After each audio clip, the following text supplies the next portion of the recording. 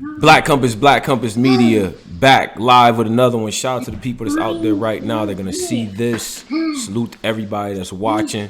Shout out to the whole team, Black Compass Media. Join the society, man. Hit us up at the Black Compass and all that. I am Tony Bro.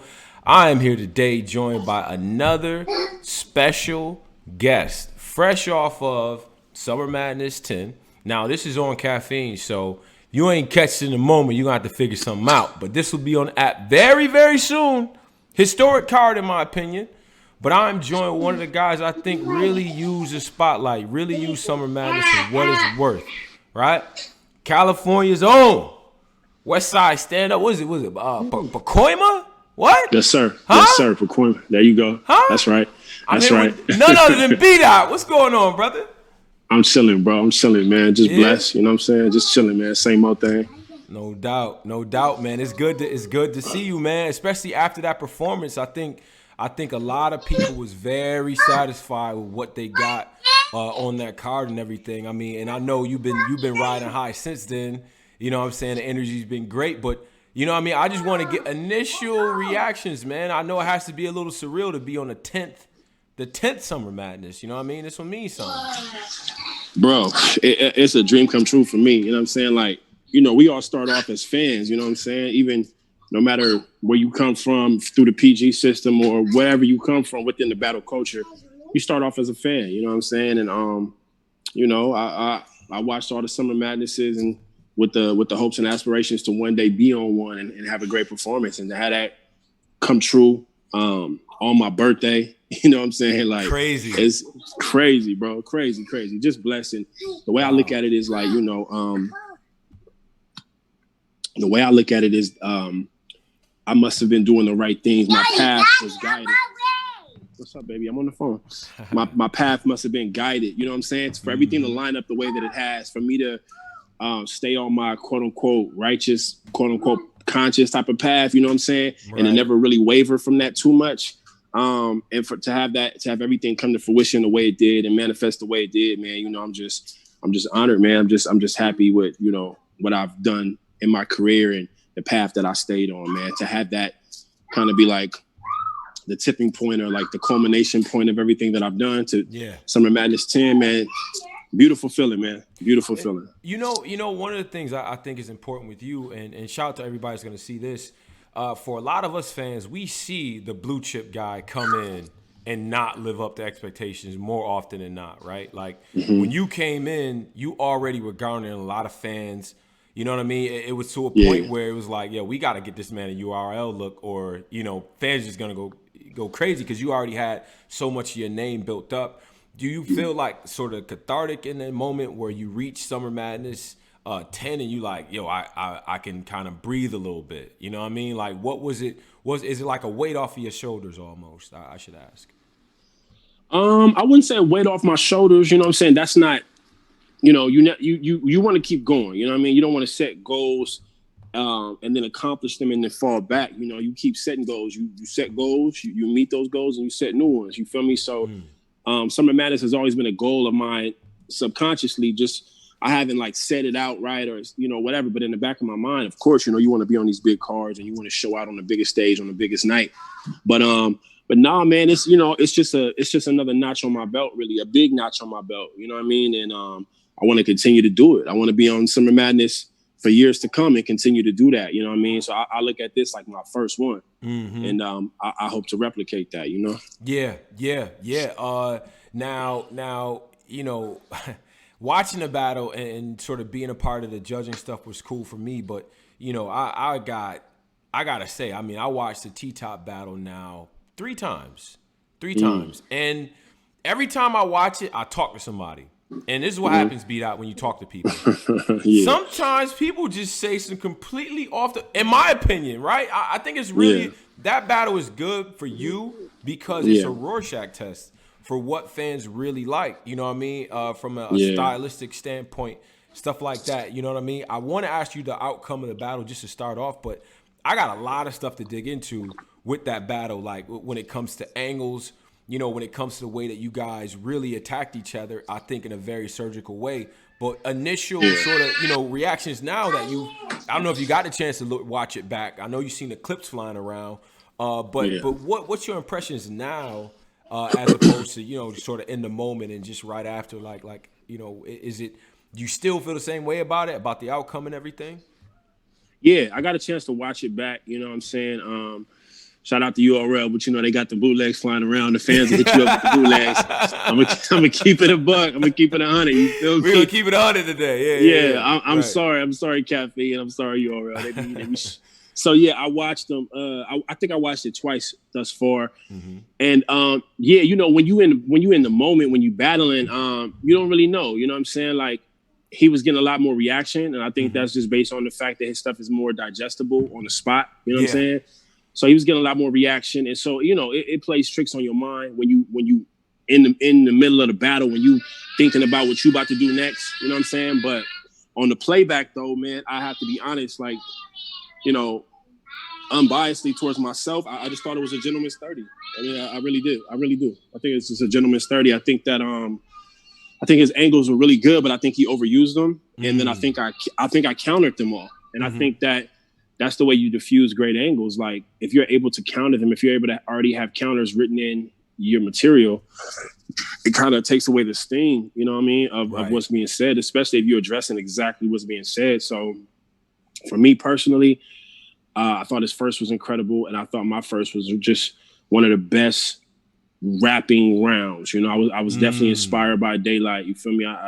That's my brother. I talked to him. I told him he inspired me to the fullest. So my first round was like a paying homage to him in a sense. Like, okay, I'm on your heels, bro. You feel me? Like, we you know what I'm saying? We cut from the same cloth, and I like what he did versus Rock, so I wanted to display that in my own way. Right. So I felt like I did that in my first, and I think my first is that good, that just that much. It was very dense and intricate and layered and nuanced, and just my rapping ability. I feel like I edged the first for those reasons. Right. And then I just kind of felt like, okay, baby, go sit down. Okay. And then I felt like I got the second pretty clearly. Mm-hmm. And then I don't even think we need to discuss the third. You know what I mean? So yeah. And again, I felt like okay, baby. I felt like his material got kind of redundant. You know what I mean? He kept going over kind of the same topics to me. But shout out to Todd. That's my dog. I thought he did it as well as possible. You feel me? So shout out to him for that. I think when you and when you break that down, right, you get to the football angle in the first, which I think was very masterful. And I gotta say, maybe this is a different battle on stage versus in that setting, right? Of course. I do think T-Top has a way of sort of bringing you in. I thought you did a masterful job of doing that. With the whole how.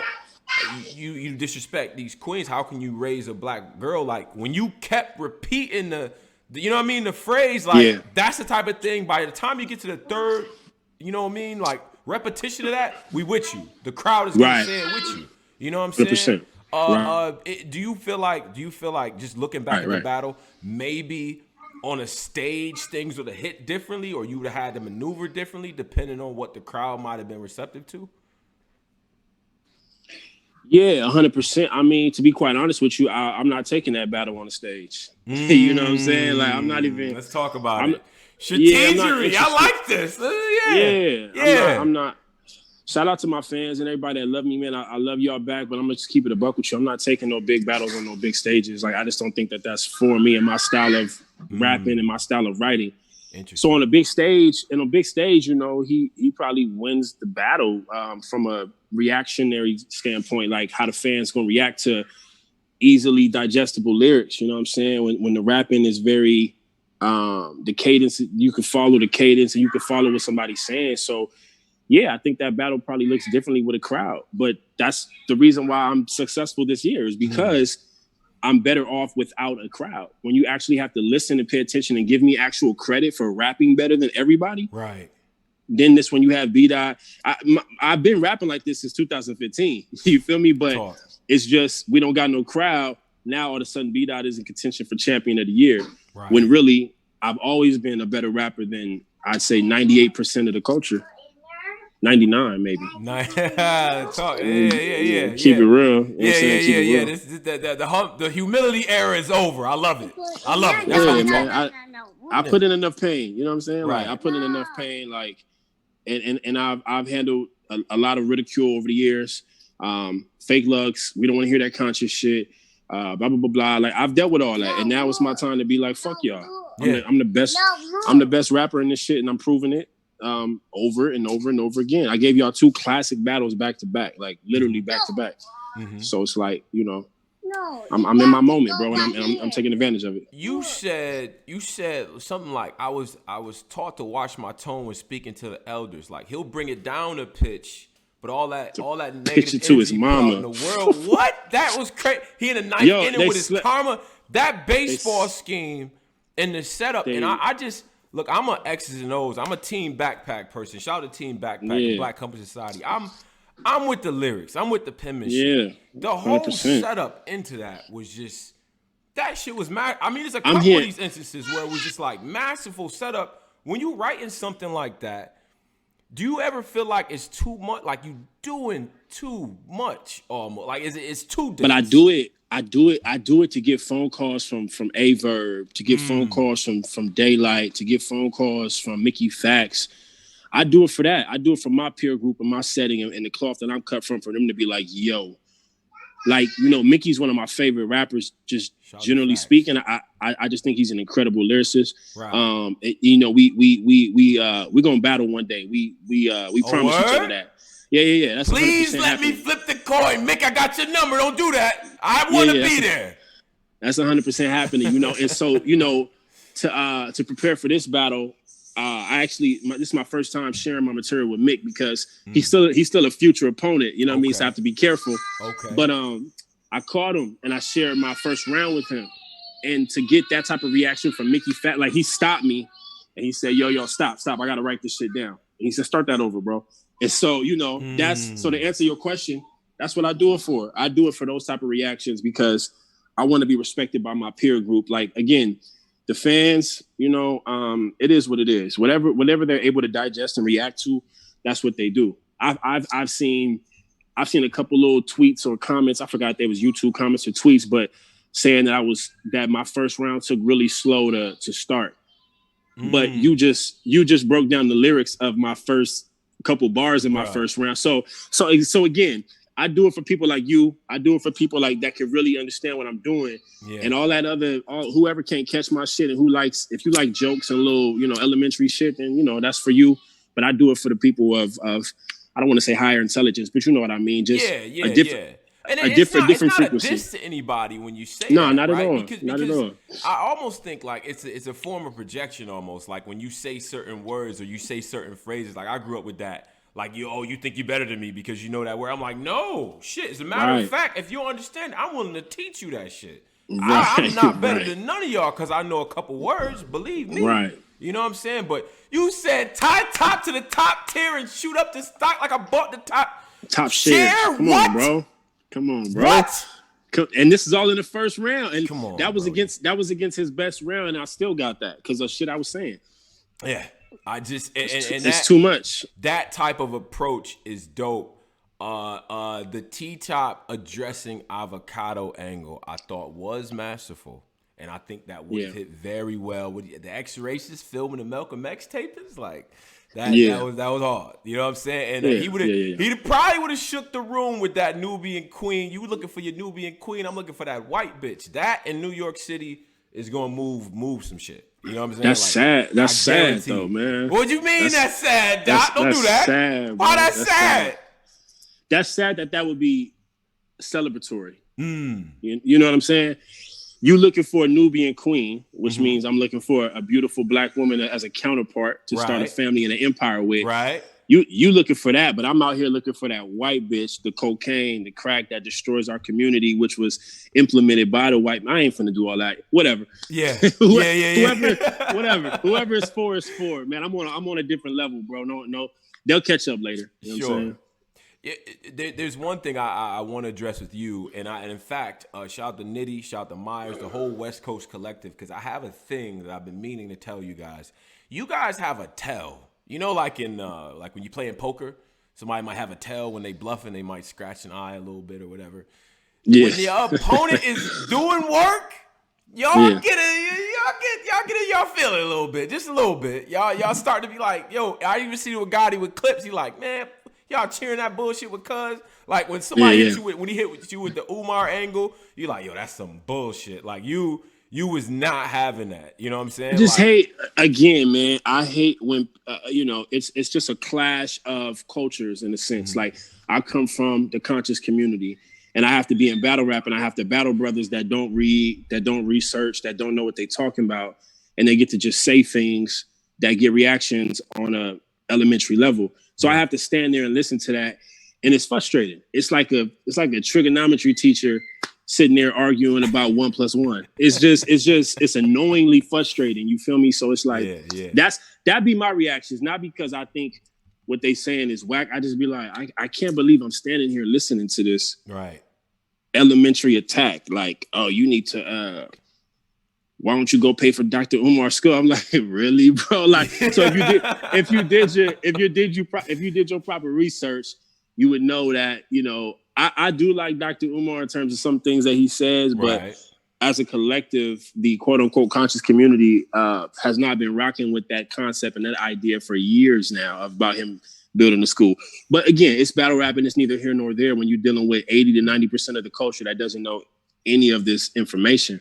Right. So it's an easy approach for my opponents. You know what I mean? So I hope I don't look too frustrated, but it's just annoying. Yeah. So I mean, as a fan of yours, that's something I just personally hate. Like, there's a couple guys that I'm fans of that just will, and it's not even that it's getting to you or you think it's dope, but fans will see it and just visually, you know what I mean? And just from what you see aesthetically, you're like, yo, this is getting this person mad. Maybe I should listen more, give homie more credit because he's obviously mad about it. Like, all right, this must mean something. You know what I mean? Right. I get it. Hey, man, listen, if I was a manager, I'd tell you to cut that shit out. But I get it. I'm not an MC. So I'm sure. No, you're right. You're right though. I should. We should definitely keep straight faces through the whole battle. You're right, 100%. Right. All it takes is one DNA or one Clips freestyle in front of a crowd of 2,000 people to get you out of here. Oh, he talking, but he don't know what the fuck he talking. And then he start the crowd, the energy, right? The momentum come back. You know what I'm saying? That's a fact. That's a fact. 100%. You said something on Twitter that I think is important. This is dope on some X's and O's battle rap shit. You said that you believe you are top 5 pins and anglers. For sure. Very interesting. That is some elite company, in my opinion. You talking Lux, you talking Chilla, you talking Daylight, Iron Solomon, JC. You know what I mean? Why would you put yourself in that category? And why did you single out being an angler? Because I think a lot of pin guys will overlook that as an aspect of, battle rap to be focused on or to be lauded or to go after. So why did you make a point to kind of say that on Twitter? And I just want you to elaborate on why you believe you are that. For sure. I personally think angling is the number one attribute in battle rap because to me as a fan, I want to hear everything you have to say be catered to that opponent. That's what makes T-Top so amazing. And that's why you have to give him a lot of credit for this battle. Like everything he said in this battle was for me. There was no arbitrary punchlines. There was no regular setups about this and that to get to a point. Everything that he said was about me. And I think that takes a certain type of discipline and focus when you're preparing and coming up with your rounds. You feel me? So I think that there's a lot of bars that could be said. Like, let's think of famous bars. Like, let's think of Daylight's, you get the open hand, the fist, or the deuce, rock, paper, scissors. Yeah. So anybody can say that to anybody. It wasn't for Chilla. It had nothing to do with Chilla. You get what I'm saying? Right. That's just pen work. As amazing as it is, it's just pen work. So I'm talking about the ability to have bars and punches that are for your opponent. I think that's very important. So I'm the type, I don't think there's too many people like me that could be in a top 5 pin category and top 5 angler category. Now, top 5 pin can be argued, I guess, because there's a lot of pins, a lot of dope pins. I would argue myself to be in that. But if I'm just outside of that, like 6 or 7, that's understandable as well. But I just don't know too many guys that are in both categories at once. Maybe outside of Lux, But then again, I would rather just take the battlers that are battling often. You know what I'm saying? Right. Not the dudes that hop in and hop out, even as masterful and as brilliant as Lux is when he does hop in. I'm just talking about dudes that's consistently doing it. I look at the game and I'm like, yo, I'm probably like one of the only dudes that could be in the pen conversation and angler conversation simultaneously at the same time, you know? So, I don't know, bro. That's just my take on it. I feel like I'm in both categories, and I feel like that's rare. I don't know how many people we can name in both categories. Yeah, it's rare. And shout out to the folks on Caffeine asking about the other guys. I think I just kind of named them. I think, but obviously Lux, Chilla. Chilla's very underrated in the angle category, in my opinion. When he's doing the schemes, he's not a top 5 angler. What? You don't think he's up there as far as angles? Angles? No. Yeah. Absolutely not. But that's why I think the schemes all relate back to, like, he's taking an angle, but he's doing all these other schemes to accentuate that. Like, he's talking. Maybe we need to clarify what an angle is, because let's do it. I'm saying that an angle is when you actually take a theme, a situation, something about somebody's life, something that happened, just an overall perspective of that individual, and you make it into a round, or you make it into an attack, or painting some type of narrative. I've never seen Chilla do that. I've definitely seen him have schemes and weave in and out of concepts, but I've never seen him really angle somebody like that. I'm not putting him in the top 5 angler conversation. Like, that's kind of like ridiculous to me. Maybe top 10. Maybe top 10 or top 15, but top 5? Yeah, little high. I'm not doing that. Yeah. Okay. But you said the ability to kind of zoom in on that one theme and sort of drive that, home with, kind of lyrics around that, you know what I mean? And so, So would you put somebody like Iron Solomon in that, or 100%? Okay. Yeah. Iron Solomon, top, obviously. Murder Mook, Lux. Who else is a great angler? John. Hollow. Hollow. Okay. It's a lot of guys, man. It's a lot of guys that are dope anglers, man. I would have to like really, really sit down and think about it. But yeah, definitely those names that I threw out there off the top of my head, for sure. Okay. All right. I think that's a dope. It's kind of a dope. So everybody that's out there right now, we're gonna have B Dot's information down here too, as well as the music, because there's music afoot and things of that nature. Appreciate so that. we're gonna put the music down there. We're gonna have a clothing line down there and everything as well. So Thank check you, bro. that Appreciate out. that. Make sure y'all do that, because listen, it's one thing to be like, all right, well, I got a clothing line, but it's actually dope. You know what I'm saying? When it's actually dope music, like when I had Pass over here talking about Grand National, go check out Grand National stuff, man. You know what I'm saying? Go check out what. Shout out to Pass. They got some dope shit. Check that out. 100%. You know what I'm saying?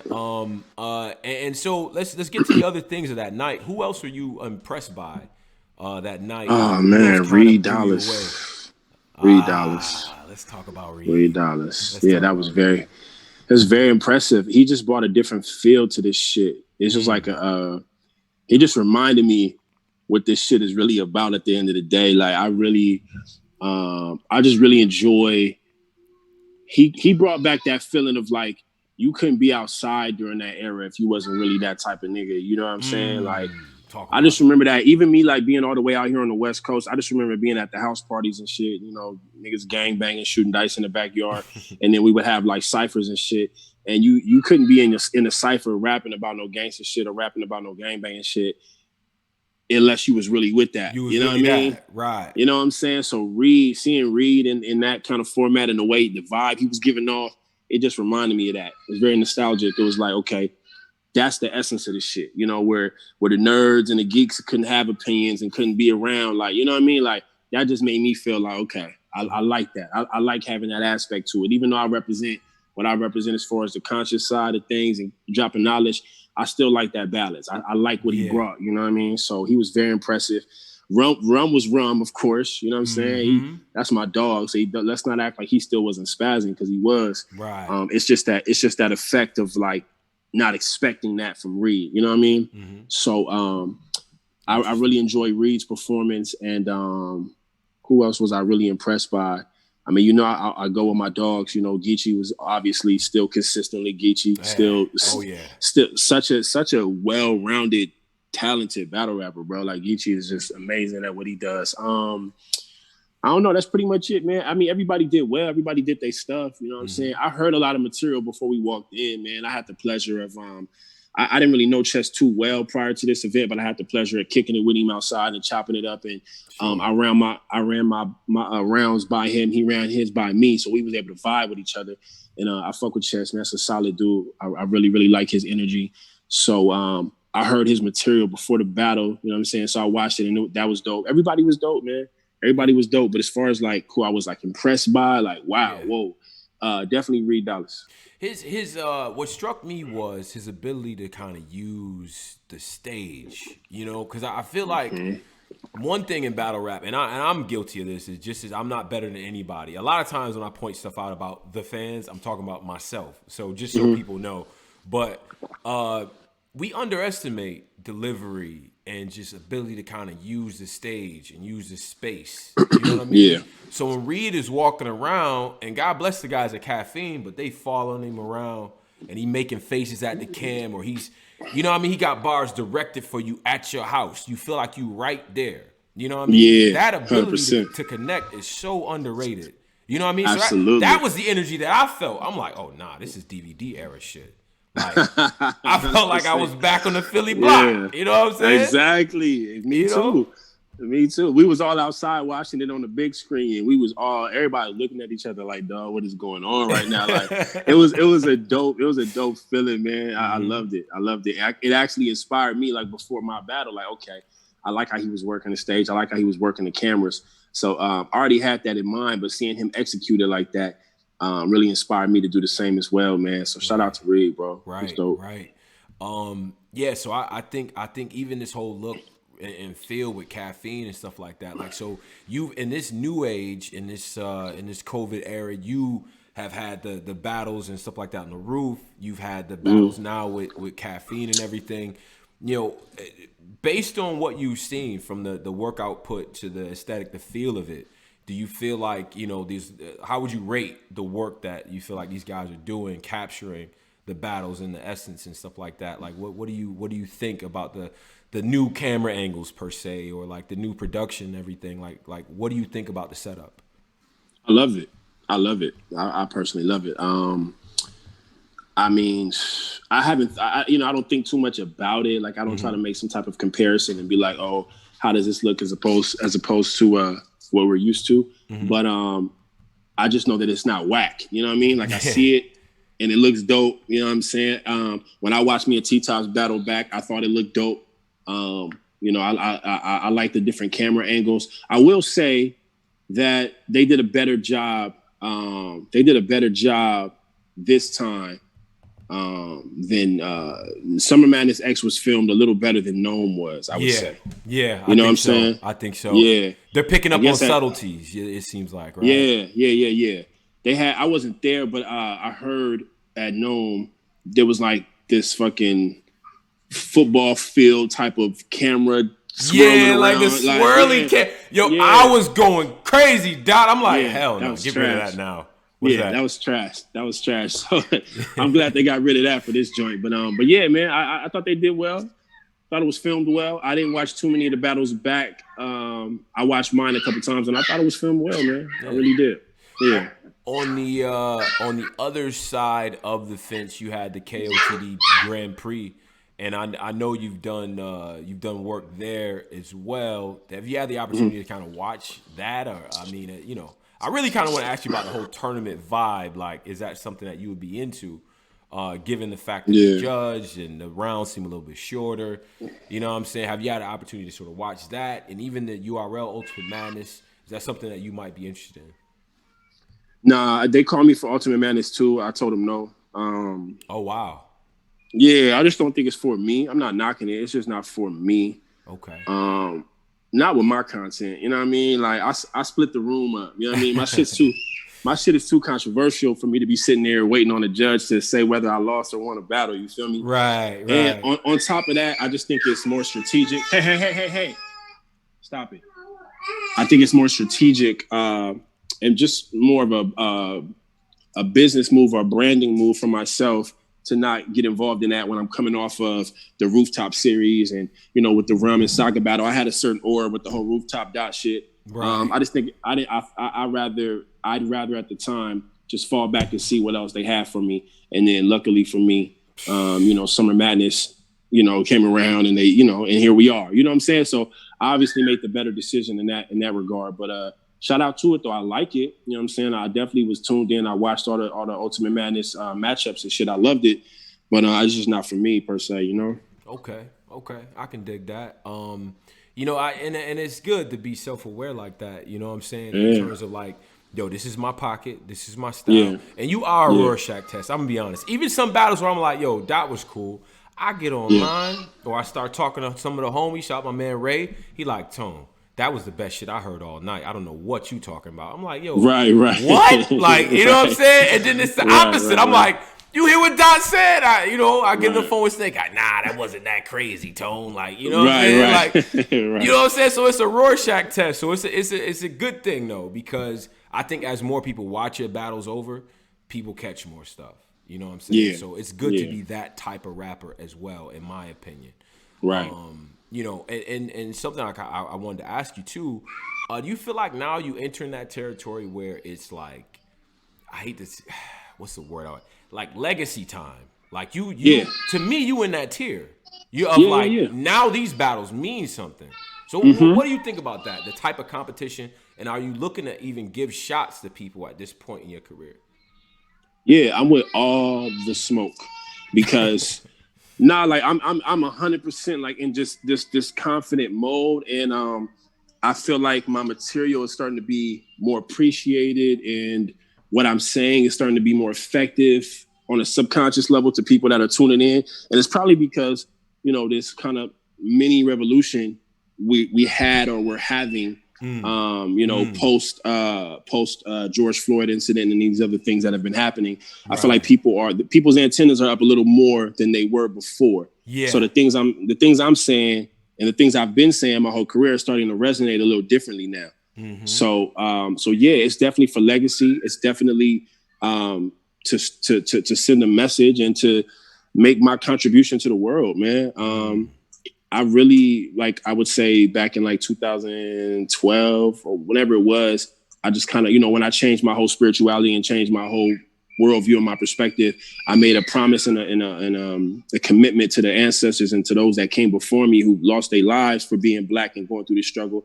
I made a commitment to them to say, I'm going to use my talent and my artistry to pay homage to y'all and to always let y'all live through me and live through my experiences. Right. So being where I'm at now that I have all these eyes and all this attention on me, I had the best battle of Summer Madness, you know, potentially performance of the night as well.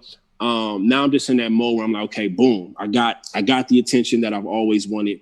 Now I'm gonna really start saying some shit and really start putting in that work. You know what I'm saying? Yeah. So yeah, and I'm with all the smoke. I'm not ducking no phase because there's always a conversation to be had from a nobody to a legend. You know what I'm saying? I'm with whatever, as long as it makes sense and as long as I'm compensated fairly. You know? Okay. If you in the market for giving out shots, I think you and Kid Chaos would be interested. Mm-hmm. You know, 100%. I think. Yep. You know, even some other brothers, like, I just want to see what they be able to do with that type of pressure. You know what I mean? Because I like a lot of the new guys. You know what I mean? I like D6 and you know what I mean? Even Rubando and people like that. Like these are cats I think is dope that can add other dimensions to their game. And sometimes you gotta get your ass whooped a little bit to add them other things. You gotta go through that pain. Yeah. You see what I'm saying? I get it. 100%. And I'm with it. You know what I mean? Again, whatever makes sense and whatever they're going to pay me fairly for. You know what I'm saying? I'm with it. Okay. I see. Without a doubt, I see right on cue. Lux versus B Dot. Right on cue, right? That picture's starting to get a little clearer. O-Red, K-Shine is coming up. That type of thing is starting to gain a little bit of steam as well. I think it's a lot. It's a lot in your future that we could see happening. I do want to get to some things off the court, off the battle rap, you know, because I'm very civic minded. I'm in the 100%. The world as it is right now. I want to start light first. Deion Sanders, Jackson State. Fire. Amazing. Right? Amazing. That's Fire. Amazing. That's I think I tweeted about it earlier, and I just said that almost changes the whole landscape of college football. You know what I mean? Because if he's able to recruit 5-star athletes to go to Jackson State, and other HBCUs are able to get a prominent, black figures such as himself to come coach at their schools as well, and they can duplicate that same recruiting process, I mean, it's going to change the whole game. You know what I'm saying? When you start to convince these black parents that this is going to pay off later, right? Because I'm a high school football star, and I know what that recruiting process is like when the coaches come to your crib and they offer you the world. Like I've had that whole, I know what that experience is like. So as parents, you got your 17-year-old child right there, and you want the best for them, and so these top-notch universities is offering this and offering that. And I just hope that like that move that Deion made, if other moves like that could be made within the whole HBCU system, it could convince these, it could convince these black parents, send them there, man. It's gonna pay off at the end of the day. They still gonna get to the league. You know what I'm saying? They still gonna get there. They still gonna get there, Doc. You know what I'm saying? You know what I'm saying? And you bringing more attention to the school, because if you're a 5-star recruit and you get a bunch of 5-star recruits, now that college has the ability to, potentially be on ABC primetime, you know what I mean? Just like the Floridas and the SCs and whoever's, you know what I'm saying? You could change the game with that type of move, man. So I thought that was beautiful. I'm really looking forward to what Deion does down there. And now that we know the amount of money that they make on the backs of young talented athletes, and how guys aren't graduating and things like that, and I look at that and I look at John Thompson, who valued his players, if they weren't Pat Ewing or Allen Iverson, they were graduating. You know what I'm saying? Like 100%, his 100%. kids graduated and went to class. I think the whole paradigm needs to shift at this point. Right, we understand. We've uncovered the scheme of college, right? That indentured servitude, where every play you out there, you could be your last one, right? Facts, 100%. So why not shift the balance and say, let's all the big recruits go to these HBCUs, have a good time. It's black women. There's plenty of that out there. You know what I'm saying? What's the you gonna have plenty of fun. You know what I mean? Like, That's shit. a fact. I almost ended up at Morehouse, but I visited during the week, right? And it was like a Tuesday, and I'm sitting in the lunchroom. I'm like 20 of the baddest joints I ever seen walk past, and nobody turned around. I was like, oh, I can't be here. Y'all not impressed by that? It was like, nah, them Spellman, AK, whatever. I ain't know nothing about it. I'm a Q, but they were like, yo, them AKs, man. They this and that. I'm like, what? I'm like, that's a snack. That's a whole minute. Like, so all of that entertainment is out there. You know what I'm saying? Right, 100%. But it's over there, baby. But it's in there. That's dope to get your perspective on that too, as a former player and everything like that. You know what I'm saying? Okay, baby, let me find it. On the other things, on the what's going on outside and kind of what's driving the narrative as we await the verdict, or not the verdict, but the case for the officers right now, which they sort of already played their hand by telling us there's a state of emergency in Milwaukee before they even announced anything, right? How do you feel about what sort of we should do as black people, as all this attention, all this momentum is on our side, and we've managed to change the world even during a pandemic with our voices. Like, what needs to happen next, in your opinion? Is it at the ballot box, or is there other sort of methods that we need that you feel that we should undertake to in order to get our voices heard, to get our power? It's a tricky question, man. It's a tricky question because it's about perspective. So for me, me being a Pan-African, which basically means, for those that don't know, I know you know, but for those that don't know, I am for the collective socioeconomic, political, cultural progression of all African people, whether on the continent, on the diaspora, African descendants, all of that. So my perspective is a little different because of that. So I'm not one to be like this proud American, and if we vote, if we buy into the system will work for us. I'm not that kind of guy. I don't knock people who are about that.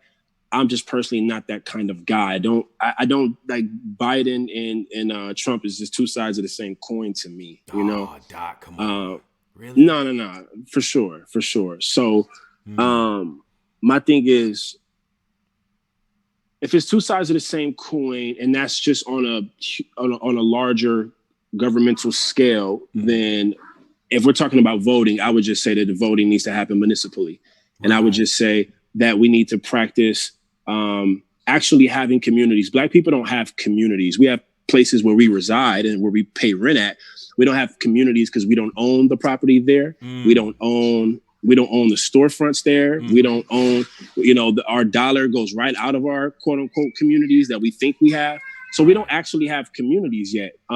So for me personally, the way that I'm trying to raise my family and the people around me that I consider friends and family, what I'm trying to do with them is to build an actual community where we actually reside. And then just maintain that community. Maintain that community the same way that you still there? I got a phone call. Yeah, I got you. 100%. Okay. Yep. Maintain that community the same way that other nationalities and quote unquote races of people do in this country. You have, I'm from LA County, so I can take you all around here and you'll see little Tijuana and little Mexico. Like they got their own communities where if you come into their communities, they look at you like you're an outsider. Like, why are you here? They don't need you. They don't need your money. They don't, you know what I mean? Like they'll take your money, of course, but they don't need it. They have their own community. So I would just like to see something like that for our people. And for me, I don't get too wrapped up into politics unless we're just talking about something that we absolutely need to be involved in terms of certain propositions and things like that. But just on a grand scale, like who's going to be the next president and things of that nature. I mean, obviously, I did say they're two ends of the same coin. I mean, obviously, Trump is a little worse, but I don't know, bro. That's just my take. I just feel like we should build within ourselves and within our own communities and try to maintain a structure and have kind of like a nation within a nation, if you will. I'm with you on us not totally relying on the system, right? They're only going to give us so much, right? This whole idea of us deserving things and people getting things and all, it's just not going to happen at this point. Right. But I am a person that is very, geopolitical, heavy foreign policy. I see you on Twitter. The SCOTUS, right? Like you talk about a 6-3 majority, possibly 7-2 majority conservative on the Supreme Court, all the gains that's a problem, right? Folks fought for. We got to deal with that shit for the next, you know what I mean? Like we gonna be old and gray, and those guys are still gonna be on the bench, right? So that's a fact. That's why, if any other reason you're gonna vote for Biden, that needs to be it, because the next 40 that is the major years, reason. But I had this. I agree with you 100%. I had this idea about reparations, right? And and I just. I just kind of was like talking about it because I got to a point where I'm like, money to me, that's not reparations. Money, not at all. That's not what it is. I want land. If the government 100%. said we'll give you everything in the middle, we'll give you your the strip of land where nobody really lives on. No disrespect for anybody who lives in Montana or in the Great Plains or everything like that. But they say we're gonna land grant it. We're going to give you X amount of money to build infrastructure. We get your high-speed rails and everything like that. Black folks, this is your shit right here. Right. Do you think that's something that folks should try to would go for to move out of where they are now, uproot, and then build from scratch out?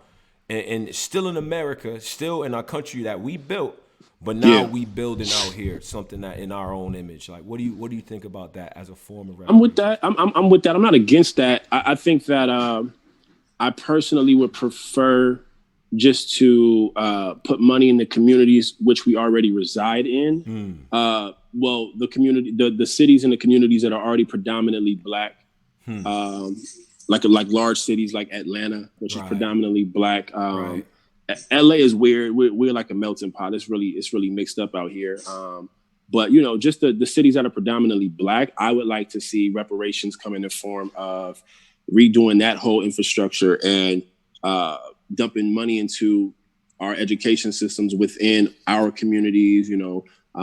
Building better hospitals within our communities. Sure. And then hand in hand, though these establishments that we rebuild or build within our communities need to be predominantly Black, Black employees, things of that nature. That's what I would like to see in form of reparations. I'm not with a check. Yeah. Black people are not, for the most part, we're not financially savvy enough to handle money because of all the things that we've gone through. Unless, of course, you learn and you go to college and you learn different stuff. But for the most part, as people, we're so used to this like democratic socialist type of concept of like we're owed something, which we are in a sense because of what we've gone through as a people. But that's not a good mind frame to be stuck into at the same time, though. You know what I'm saying? Right. So I'd rather see money come into our communities where we can rebuild our communities, and then we start from there. I'm not opposed to your idea either if they're going to give us land, but some people might not want to relocate. You got those different kind of concepts going on, but I'm not opposed to either situations. I think I would personally just prefer that we find predominantly Black cities throughout the country and money gets allocated, to these different cities, and we build up these cities from either from ground up or whatever we already have. Yeah, that would be my idea. Yeah, I'm with you on that. And as long as we can stop, the gerrymandering that dilutes our vote. The reason why I was like, if we get land outside of that, I think our people and our resources are too concentrated in these major metropolitan areas. And these politicians take advantage of that to dilute our vote. They'll literally split the district in half. They cut that motherfucking pie up to thirds sometimes. That's a fact. Just to dilute our vote. You know what I mean? That's a fact. And, you look at some of these starship-shaped districts and you wonder how it got that way. And it's traced back to exactly what you said. You vote local. Listen, I don't care who y'all vote for in November. Vote local. Regardless. And that's to everybody. That's a PSA from Tone Bro and B Dot. Vote local. Vote 100%. In your neighborhood, them judges in your neighborhood, them teachers, that whole city council. Shout out to my bro Damon Meeks, who just won councilman out in New York. That is change. You know what I'm saying? Like that's big for us. You know what I mean? So I just want to get your gauge on that. You know? No, I know. I be peeping you, bro. You I think people really sleep on you just your political intelligence, man. I be learning from you and shit on Twitter and shit. I be seeing you. Yeah, 100%. I wake up angry, like, man, look at this bullshit. Like, yeah. I'm already knowing. I be seeing you, dog. I be seeing you. One thing to end it off though, Dot. Albums of the year. I'm saying this as a guy who cannot stop listening to Director's Cut 3 by Ransom. I think that is hands down album of the year. But what albums are you bumping right now? Who do you feel like got it right now in terms of just projects or just, energy and everything like that? Like, what's up, Dot? Albums of the year so far? Yeah. Let me think. Give me some shit that dropped. Refresh my memory. That Nas album dropped. Okay. Pray for Paris, West Side Gun. Benny's project just dropped too. Conway just dropped. Got from from a king to a god. Rich Slave, Young Dolph. If you into that. Gunna dropped one of this year. Polo G dropped this year. You naming a bunch of dudes album dropped. You know what I'm saying? I'm gonna be honest, man. I ain't listened to a lot of this stuff that you naming. Come on, Doc. No, I ain't gonna front. No, not purposefully. I haven't checked it out yet. Okay. I'm trying to put this charger in. My fault. I'm moving around so much. You good. But no, I haven't listened to a lot of that material. Mm-hmm. But I will say I didn't like the Nas joint at first, but then I re-listened to it, and can't get this charger in. I listened to it, and at first I wasn't too crazy about it, and then I gave it another shot, and I liked it after that. Okay. I liked it after that. Okay. So I don't know. But let me just go ahead and be biased. I dropped my EP. Yeah. Let's talk about it. Yeah. This ain't the album. This ain't the album. I dropped my EP, so I got the hottest shit out right now, man. So I dropped it. I dropped it like a month ago, I think now. Like I think it's August. Yeah, like August 22nd or something like that. I dropped my EP called This Ain't the Album. So y'all can check that out. Yeah. I'm gonna just go out and say that's my personal favorite shit out right now. You know what I mean? But other than that, I did like the Nas joint after I revisited it. You know what I'm saying? But all that other stuff you named, I'm gonna check them out. Though. Yeah, we got.